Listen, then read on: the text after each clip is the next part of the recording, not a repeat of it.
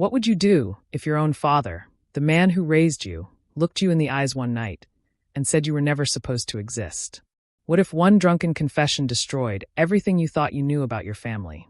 And what if the truth was worse than abandonment? This is the story of how one sentence changed my life forever, and how a DNA test uncovered a secret my family tried to bury for 25 years.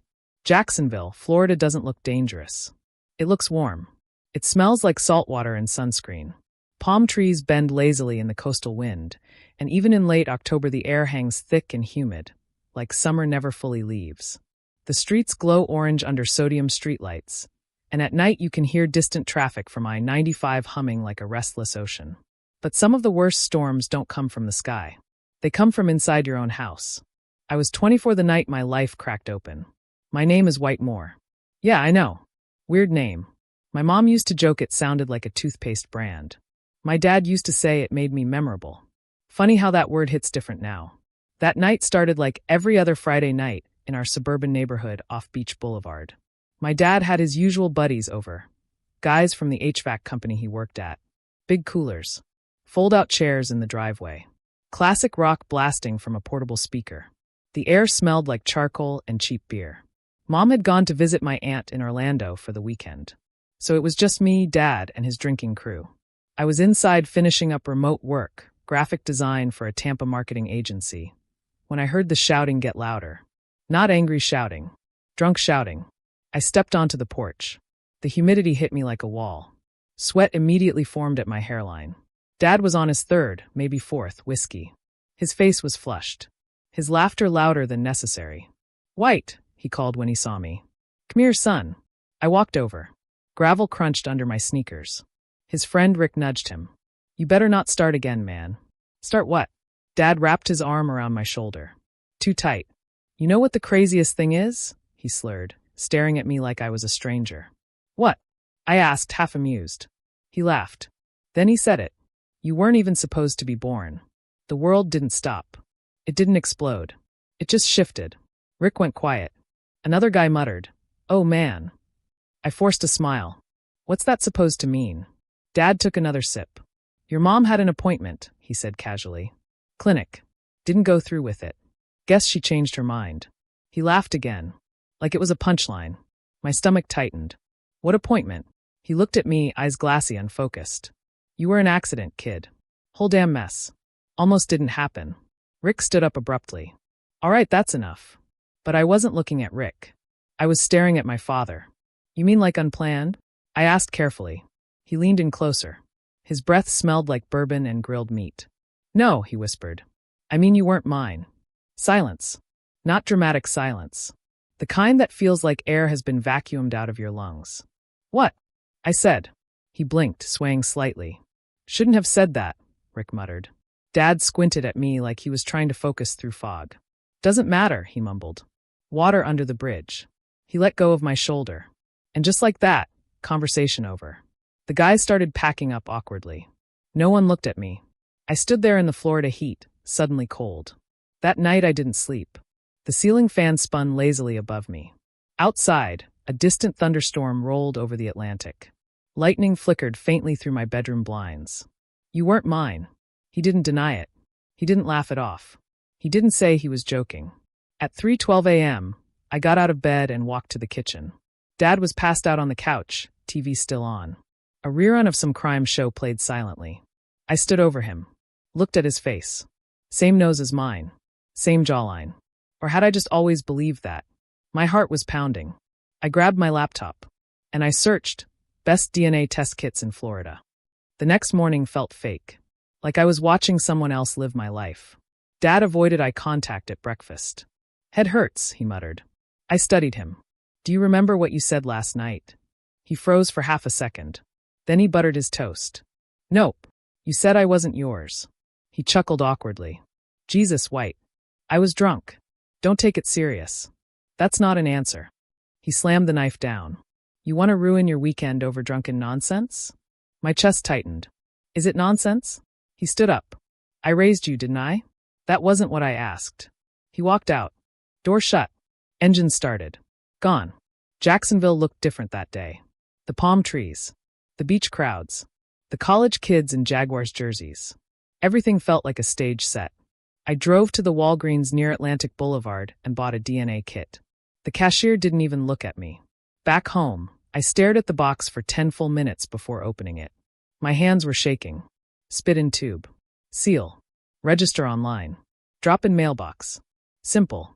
Except it felt like mailing off my childhood. Days passed. Dad acted normal. Too normal. Mom came back Sunday evening. She kissed my cheek like always. Asked about work. Talked about traffic near Daytona. I studied her face too. Her eyes. Did I see guilt? Fear? Or was I imagining everything? I almost asked her. But something stopped me. Instinct. Wait for proof. 2 weeks later, I was at Neptune Beach when the email came. The sky was bright blue. Surfers dotted the waves. Kids ran across the sand screaming with laughter. My phone buzzed. Your DNA results are ready. My hands went numb. I walked toward the pier. Sat on a bench overlooking the water. Opened the app. Loading. Loading. And then, paternal match, 0%. The words blurred. I blinked. Refreshed. Same result. The man who raised me was not my biological father. The Atlantic roared in my ears. For a second I thought I might throw up. Below that result was something else. Close relative match, 49.8%, unknown male, Jacksonville, Florida. My heart skipped. A half-sibling? No, the predicted relationship said. Possible father. I stared at the name. Not someone I recognized. But the location was listed as Jacksonville. Local. Alive. My real father might be living 15 minutes away. Breathing the same humid air. Driving the same roads. Completely unaware I existed. Or worse. Very aware. My phone started ringing. Dad. I watched it vibrate. Declined. It rang again. Declined. A text came through. We need to talk. I looked back at the DNA results. Then at the ocean. A wave crashed violently against the pier supports. And for the first time in my life, I felt like I had nothing to lose. When I got home, both my parents were sitting at the kitchen table. Like they'd rehearsed this. Mom's eyes were red. Dad looked pale. You did it, he said quietly. You lied, I replied. Mom's lip trembled. It wasn't supposed to happen like this. I laughed bitterly. What was supposed to happen? Silence. Then Mom whispered. He doesn't know about you. My heart pounded. Who? Dad closed his eyes. His name is Daniel. And that was the moment I realized. This wasn't just about betrayal. This was about secrets buried for 25 years. Secrets powerful enough to destroy everything. And I was done being the last one to know. End of part 1. Cliffhanger. Who is Daniel? Why doesn't he know? And why does my father look more afraid than guilty? The kitchen felt smaller that night. Not physically smaller, but tighter. Like the walls had leaned in to hear what was about to be said. Outside, Jacksonville humidity pressed against the windows. Streetlights flickered over the quiet cul-de-sac. Somewhere in the distance, a pickup truck rolled past, bass thumping low. Inside, everything was still. My mother's hands were wrapped around a mug she wasn't drinking from. My dad, or the man I had called Dad for 24 years, stared at the wood grain of the table like it held answers. His name is Daniel, Mom repeated. I didn't sit down. Last name. She hesitated. Dad exhaled slowly. Daniel Harlow. The name meant nothing to me. Where does he live? Mom swallowed. Here. Here where? Jacksonville. I laughed once. Sharp. Disbelieving. You're telling me my biological father lives in the same city, and neither of you thought I deserved to know? Dad snapped. We did what we thought was best. For who? Silence. That silence told me everything. I didn't yell. That surprised even me. Instead, I felt calm. The kind of calm that happens when something inside you finally breaks beyond repair. When were you going to tell me? I asked. Mom's voice cracked. We weren't. The honesty hit harder than any lie. Dad finally looked at me. I raised you. I changed your diapers. I coached your little league games. Biology doesn't erase that. No, I said. But it changes everything. He flinched. Good. It came out in pieces. Mom met Daniel 25 years ago. She was 21. He was older. Charismatic. Worked in real estate development near downtown Jacksonville when the city was expanding near the St. Johns River. It wasn't supposed to be serious, she said quietly. But it was. until she found out something she wasn't meant to know. He was married, Dad said flatly. That wasn't the twist. He was married to someone important, Mom whispered. I narrowed my eyes. Important how? Dad leaned back. His father owned half the riverfront property in this city back then. Money, political connections, campaign donors, Jacksonville royalty. I felt something cold slide into place in my chest. So when she got pregnant, I began. Mom nodded, tears forming. He told me he would take care of it. Take care of it? My voice dropped. She closed her eyes. He offered money. Of course he did. How much? Enough to disappear. The room went quiet again. But you didn't take it, I said slowly. She looked at Dad. No, Dad answered. She came to me. That part one didn't expect. Dad and Mom had been high school friends. He'd always told the story like some rom-com destiny. Reconnected after years apart. Fell in love. But now the timeline felt rearranged. She was 3 months pregnant, Dad said. Crying. Scared. Mom's voice barely held together. Daniel said if I kept the baby, it would ruin everything. His family would bury me. The air felt heavier. And you believed him? I asked. She nodded. Jacksonville might look like beaches and football on Sundays. But like any American city with money in the right pockets, there are invisible hierarchies. Old families. Quiet power. Deals made behind closed doors. I'd never thought my life brushed against any of that. Until now. So what happened? I asked. Dad answered. I told her I'd raise you. Simple. Direct. But something about his tone felt unfinished. Why? I pressed. He met my eyes. Because I loved her. Not me. Her. That distinction carved deeper than I expected. That night I drove. Down Beach Boulevard. Past neon motel signs. Past taco trucks and late-night gas stations glowing fluorescent against the Florida dark. The air smelled like rain. Daniel Harlow. I pulled over near the Intracoastal Waterway and searched the name. It didn't take long. His face filled my screen. Older now. Mid-50s. Clean cut. Expensive suit. CEO of Harlow Development Group. Recent article. Harlow announces luxury waterfront expansion project. Of course he did. The photo showed him standing in front of a half-built glass tower overlooking the river. The caption read, Daniel Harlow, lifelong Jacksonville resident. Lifelong. My jaw tightened. I didn't sleep again. By morning, I had an address. San Marco District. Old money neighborhood. Spanish moss hanging from oak trees. Brick streets. Historic homes worth more than my entire block combined. I parked 3 houses down. His house wasn't flashy. That surprised me. Large, yes. But tasteful. Cream stucco. Black shutters. A Mercedes in the driveway. I sat there for 20 minutes. My heart pounded harder than when I opened the DNA results. What was I expecting? A villain? A monster? A man who would slam the door in my face? Or worse, a man who would recognize me instantly. The front door opened, and he stepped outside. Even from 30 yards away, I felt it. The resemblance. Same jawline. Same brow. Same way he adjusted his watch before walking. My breath caught. Genetics don't lie. He walked toward his car. And before I could talk myself out of it, I opened my door. Daniel, I called. He paused. Turned. His eyes scanned me, stranger assessment mode. Yes. My legs felt like concrete. My name is White. He waited. White more. No reaction. I swallowed. My mother's name is Laura Bennett. That did it. His expression changed. Not confusion. Recognition. The kind that comes from buried memory clawing back to the surface.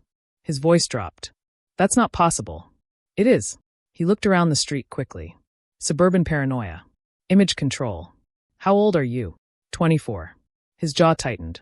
I don't know what you think this is, he said carefully. I pulled my phone out. Opened the DNA results. Held it up. His eyes flicked down. And for the first time, I saw fear. Real fear. You shouldn't be here, he said quietly. There it was. Not I don't know you. Not you're mistaken. But you shouldn't exist here. I think we need to talk, I replied. He hesitated, then gestured toward the house. 5 minutes. The inside smelled like money. Polished wood. Leather. Subtle cologne in the air. Family photos lined the hallway. A wife. 2 daughters. Perfect American success story. I studied the faces. Half-sisters. They had no idea. We sat across from each other in his office. Mahogany desk between us. He didn't offer me water. Didn't offer me anything. You should have never contacted me, he said. I almost laughed. You had 24 years to contact me. Silence. I was told, he began slowly, that the situation was handled. The phrasing sent chills down my spine. Handled how? He stared at me. Your mother told me she wasn't keeping it. My stomach dropped. She said she had an appointment. The same word Dad used. Appointment. She came back and said it was done, he continued. The room tilted. She lied to you, I whispered. His face hardened. I paid for her relocation. Medical costs. Everything. My pulse thundered. You paid her to get rid of me. His jaw flexed. That was the agreement. Agreement. Like I was a business inconvenience. Anger surged through me, but underneath it, something colder formed. Calculation. You built your life pretending I didn't exist, I said. That was the understanding. No, I replied. That was your assumption. For the first time, he looked unsure. You want money? He asked flatly. There it was. Transactional. I have lawyers. We can settle this quietly. Quietly. Of course. I leaned back in my chair. You think this is about money? It always is. I smiled. Slowly. You're wrong. Then I dropped the second bomb. There's something else. His eyes narrowed. The DNA site matched me with someone else too. He went still. 49%. Understanding dawned. You have a son? I asked. His face lost color. That's impossible. Is it? He stood up abruptly. This conversation is over. But I wasn't finished. You told my mother to erase me, I said calmly. What if she wasn't the only one? His hand gripped the edge of the desk. You don't know what you're talking about. Then why are you scared? Silence. Heavy. Dangerous. Then he said something that changed everything. If you dig into this, he said quietly, you won't like what you find. A threat. Soft. Polished. Corporate. But a threat. I stood up. See you soon, Dad. His expression twisted at the word. I walked out of that house feeling taller than when I walked in. Not because I'd won, but because I finally understood something. This wasn't just a secret. This was a cover-up. And if there was another 49.8% match, then I wasn't the only mistake he tried to erase. That night, as Florida thunder rolled across the sky, I logged back into the DNA site. I clicked on the second match. Username, J.H_904. Local. Active 2 days ago. I typed a message. I think we might be related.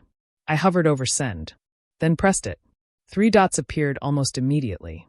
Typing. My heartbeat roared in my ears. The reply came through. Who is your father?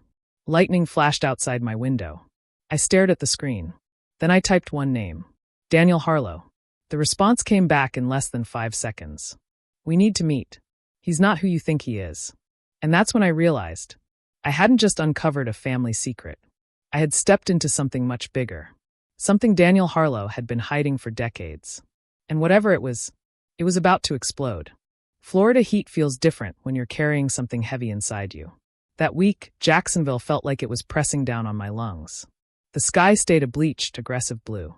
The humidity wrapped around everything, cars, skin, thoughts, and refused to let go. Tourists filled Jacksonville Beach. College kids from UNF cruised down A1A with windows down and music up. The city looked normal. But nothing in my world was normal anymore.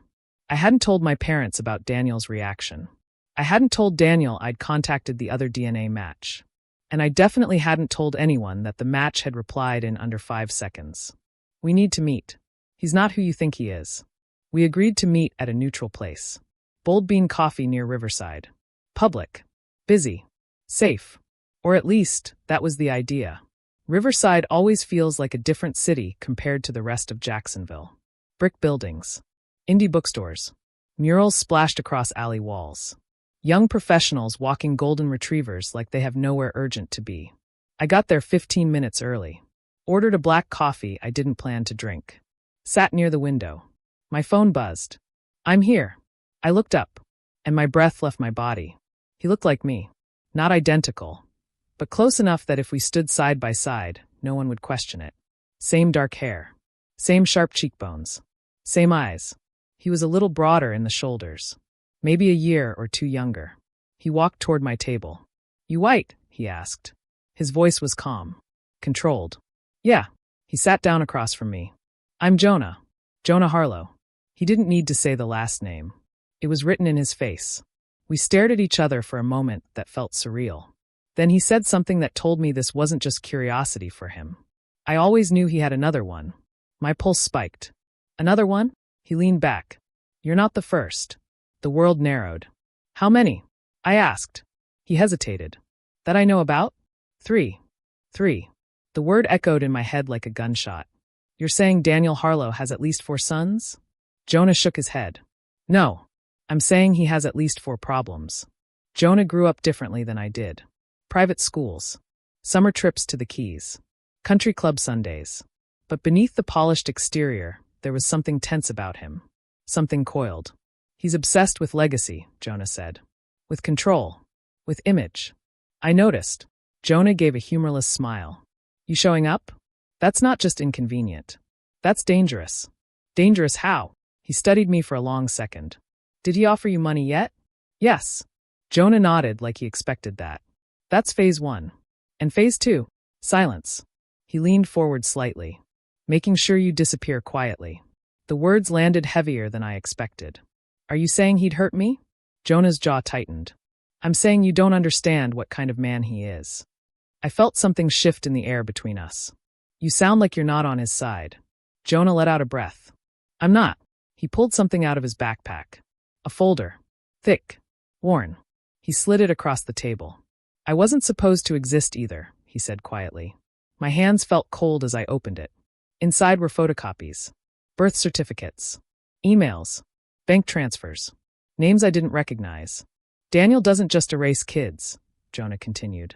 He erases women. My heart thudded. What are you talking about?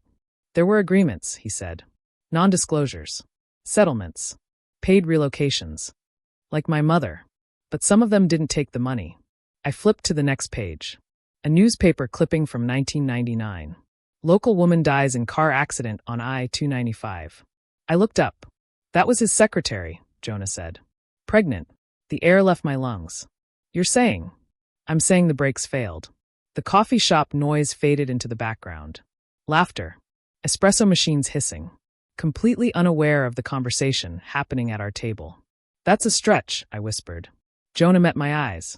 She had emailed him 2 weeks before she died. He tapped a highlighted line. If you don't acknowledge this child, I will.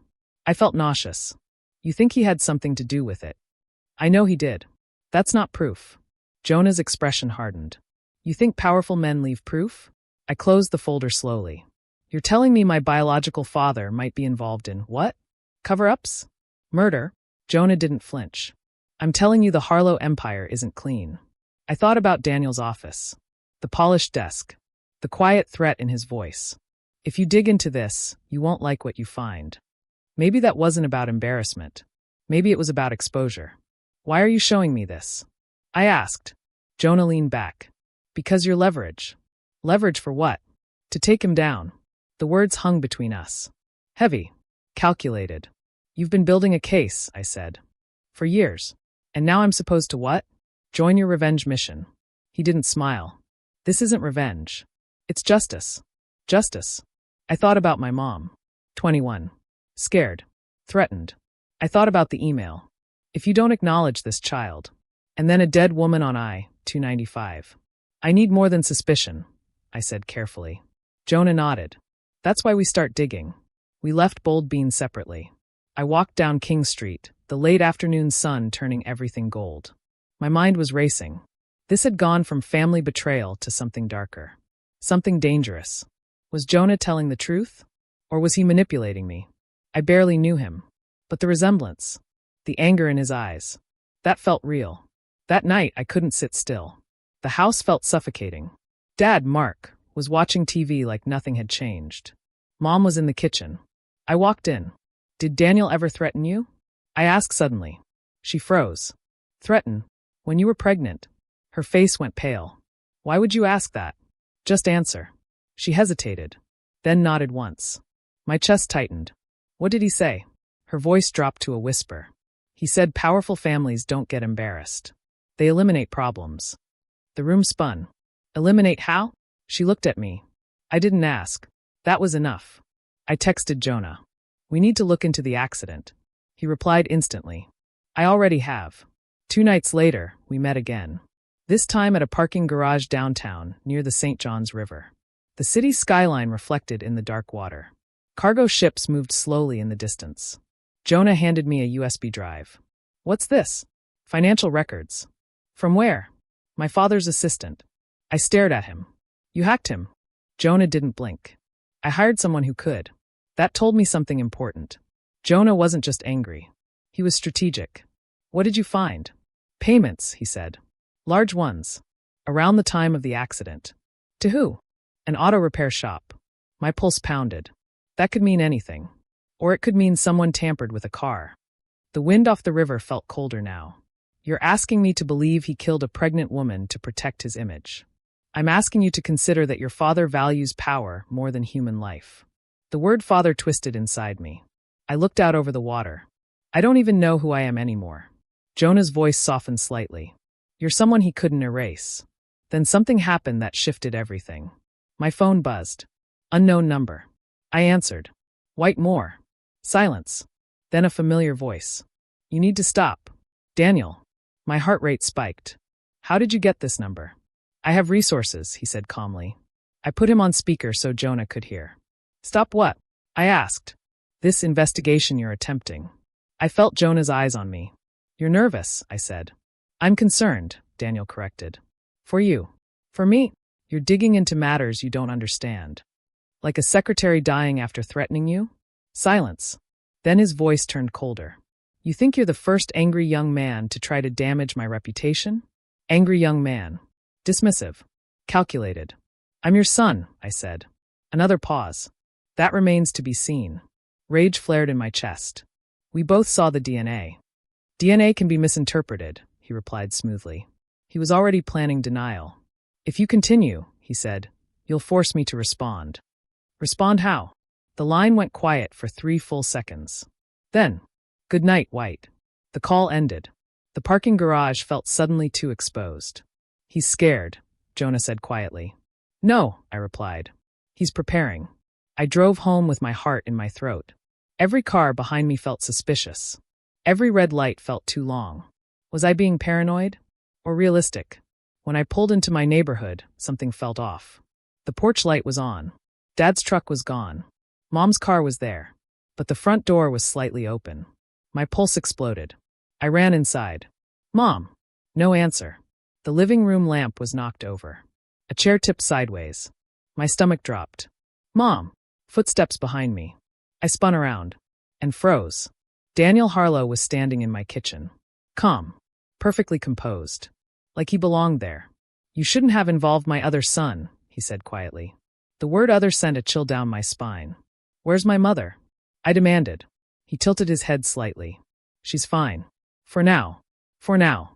Every muscle in my body tightened. What did you do? He stepped closer. Up close, the resemblance was undeniable. I gave you an opportunity, he said softly. Money. Silence. A future. And I said no. His eyes hardened. Then you've chosen the difficult path. I felt something shift inside me. Fear, yes. But also clarity. You can't scare me into disappearing, I said. A faint smile touched his lips. Everyone disappears eventually. My chest tightened. Get out of my house. He looked around slowly. My house, technically, he murmured. That sentence hit differently. What does that mean? I asked. He met my eyes. It means you don't know the full story. And that's when I realized. This wasn't just about secret children. This wasn't just about an accident. This was about control over everything. Even the house I grew up in. Daniel turned toward the door. Paused. And delivered one final sentence. You have 72 hours to reconsider. Then he walked out into the humid Florida night, leaving me standing in the wreckage of the only life I'd ever known. And for the first time, I truly believed Jonah might be right. My father wasn't just hiding something. He was protecting something. Something big enough to threaten my family. And I had just declared war on it. There's something about Florida storms. They don't ask permission. They build quietly over the ocean, dark clouds stacking behind blue skies. And then suddenly the air changes. The birds go silent. The wind shifts. And before you can brace yourself, lightning tears the sky open. That's what the next 72 hours felt like. A storm building over my life. And this time, I could see it coming. Daniel's words replayed in my head all night. My house, technically. I barely slept. I sat in the living room, lights off, staring at the front door like it might open again. Mom was in her bedroom, shaken but unharmed. She wouldn't tell me exactly what happened before I got home. He just walked in, she whispered. Like he had every right. That sentence chilled me. How? I asked. She looked down. I don't know. But I did. Daniel Harlow wasn't a man who showed up anywhere without leverage. The next morning, I drove to the Duval County Property Appraiser's office. Downtown Jacksonville looked normal. Commuters filling parking garages. Lawyers in suits crossing Bay Street. Construction cranes rising over the riverfront where Daniel's company was building another luxury tower. Everything looked ordinary.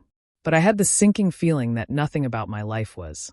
Inside the county office, the fluorescent lights hummed overhead. The air smelled like paper and old carpet. I searched our address. The house I grew up in. The place where my dad taught me how to throw a baseball in the backyard. The place where my mom taped my kindergarten drawings to the fridge. Owner of record. Harlow Development Group. My stomach dropped. Purchase date, 1998. 3 months before I was born. I stared at the screen like it might change. It didn't. Daniel didn't just pay my mother to disappear. He bought the house she disappeared into. And I had never known. I drove home in silence. Every stoplight felt like an accusation. When I pulled into the driveway, I saw Dad, Mark, sitting on the porch steps, staring at the yard. He looked smaller, like something had drained out of him. You knew, I said quietly. He didn't look surprised. Yeah, the word hit harder than if he'd lied. For 24 years? I asked. He nodded once. He paid for it, Mark said. Said it was support. Said it would make things easier. And you just accepted that? His jaw tightened. I didn't have money like him. I didn't have connections. I had your mom. And I had you. So you let him own our house? His eyes flashed with something between shame and anger. You think I liked it? You think I didn't hate him every single day? Then why didn't you fight? He stood up suddenly. Because powerful men don't lose fights, White. The words echoed off the quiet street. Neighbors' sprinklers clicked on in the distance. He told me, Mark continued, voice shaking, that if I made trouble, he'd make sure you grew up without either of us. A chill crawled up my spine. You believed him.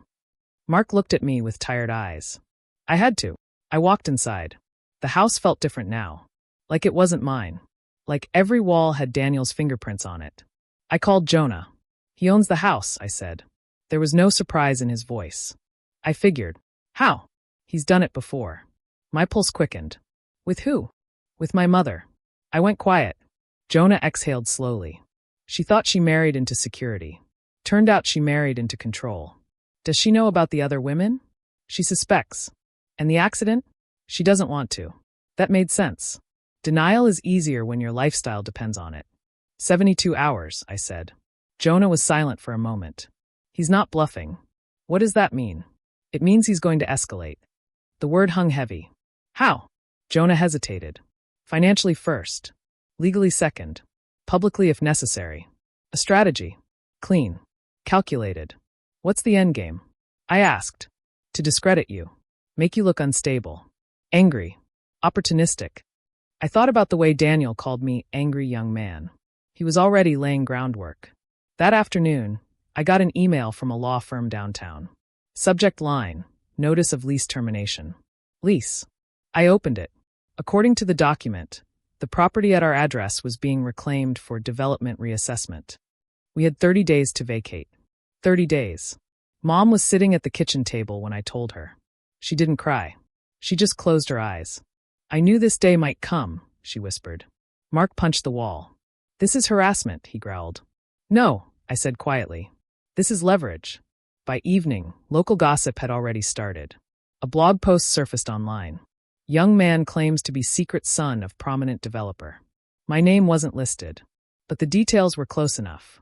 The article painted me as someone seeking inheritance money. A disgruntled scammer. The comments were brutal. Another gold digger. DNA tests can be faked. Trying to ruin a good man's name. I felt my chest tighten. He wasn't just fighting privately. He was shaping the narrative publicly. He's fast, Jonah muttered when I sent him the link. He's experienced, I replied. That night, I drove alone.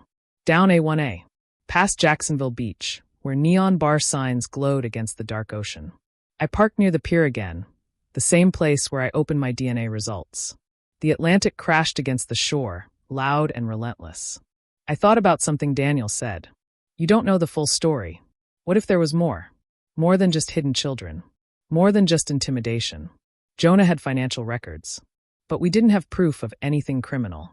Not yet. Then my phone buzzed. Unknown number. I almost didn't answer. But I did. A woman's voice. Soft. Careful. Is this White Moore? Yes. I was told you're asking questions about Daniel Harlow. My pulse quickened. Who is this? A pause. My name doesn't matter. But I knew the woman who died. The air left my lungs. You mean the secretary? Yes. My heart was hammering so hard I could hear it over the waves. She was my sister. Everything inside me stilled. Why are you calling me? I asked. Because I saw the blog post. And I'm tired of him getting away with it. The ocean roared behind me. Do you have proof? I asked carefully. I have something better, she replied. What? Her journal. Lightning flashed over the Atlantic. And in that moment, I knew the storm had officially arrived. We arranged to meet the next day. Not Riverside. Not anywhere public and trendy. A diner off Phillips Highway. Old booths. Faded red vinyl. The kind of place where truckers stop for coffee at 3 a.m. Jonah came with me. The woman looked like she hadn't slept in years. Mid-40s. Tired eyes. She slid a worn leather notebook across the table. My sister was scared, she said quietly. But she wrote everything down. My hands trembled as I opened it. Entries about Daniel. About secret meetings. About threats. One line made my stomach twist. He said accidents happen every day in this city. I felt cold. There's more, the woman said. She pulled out an envelope. Inside were photos. Not of Daniel. Of a mechanic shop. Receipts. Dated 2 days before the accident. The name on the authorization signature. Daniel Harlow. My heartbeat roared. This could ruin him, Jonah whispered. The woman shook her head slowly. It could also get you killed. Silence settled over the booth. Heavy. Real. You're sure you want to do this? She asked. I thought about my mom. About the house. About Daniel standing in my kitchen like he owned the air. I'm done being erased, I said. Jonah met my eyes. Then nodded. Then we don't threaten him, he said quietly. We expose him. But Daniel Harlow was already moving. When I got home that evening, 2 black SUVs were parked across the street. Not police. Private security. Watching. Waiting. Message received. 72 hours were ticking down. And this was no longer just a family dispute. This was a battle between power and truth. And Daniel had spent decades perfecting power. But he had made one mistake. He underestimated the one thing he couldn't control. The children he tried to erase. At 11:47 p.m., my phone buzzed again. A text from Daniel. Last chance. Walk away. I stared at the message. Then I typed back one sentence. See you in court. 3 dots appeared. Then disappeared. No reply. Outside, thunder rolled across Jacksonville. The storm had finally reached land. And this time, I wasn't running from it. The storm hit Jacksonville the morning everything went public. Not metaphorically. Literally. Sheets of rain hammered the city before sunrise. Thunder rolled over the St. Johns River, rattling windows across Riverside and San Marco. Palm trees bent violently in the wind like they were bowing to something bigger than them. I stood in our kitchen, Daniel's kitchen, technically, staring out at the flooded street. Today was the day. Jonah had made the call 2 nights earlier. We weren't going to court quietly. We were going federal. The evidence from the journal was enough to raise suspicion. The financial transfers to the mechanic shop were enough to trigger inquiry. But the real break came from something we didn't expect. Jonah's mother. She called him the night after we decided to expose Daniel. Not crying. Not hysterical. Calm. I've known for years, she told him. Known about the affairs. Known about the settlements. Known about the threats. What I didn't know, she said quietly, was that he might have killed someone. That crossed a line she couldn't ignore. And when someone like her, socially connected, politically networked, married into influence, starts talking, doors open. By Monday morning, investigative reporters from a local Jacksonville station were digging. By Tuesday afternoon, Subpoenas were issued for financial records tied to Harlow Development Group. By Wednesday, the mechanic shop owner was being questioned. And by Thursday morning, Daniel Harlow's face was on every local news broadcast in Northeast Florida. Not as a visionary developer, not as a philanthropic businessman, but as a man under investigation. I stood outside the Duval County Courthouse the day the arrest warrant was announced. The air was thick after the rain. Steam rose from the pavement under the humid Florida sun. News vans lined the street. Reporters adjusted microphones and rehearsed lines. Jonah stood beside me. We didn't speak. We didn't need to. Black SUV. Same one I'd seen outside my house. It pulled up to the curb. Daniel stepped out. Still composed. Still in a tailored navy suit. But something in his eyes had shifted. For the first time, he didn't look in control. Cameras flashed. Mr. Harlow, are the allegations true? Did you authorize vehicle tampering? Do you have other undisclosed children? The word children echoed. He saw us. Across the street. For 3 seconds, our eyes locked. There was no warmth there. No recognition. Only calculation. But beneath that, fear. Real fear. Officers approached. Not aggressively. Not dramatically. But firmly. He didn't resist. He didn't argue. He simply said, loud enough for cameras to hear, "This will be cleared up." But his voice wasn't as steady as before. Inside the courtroom weeks later, the air felt colder than the outside world.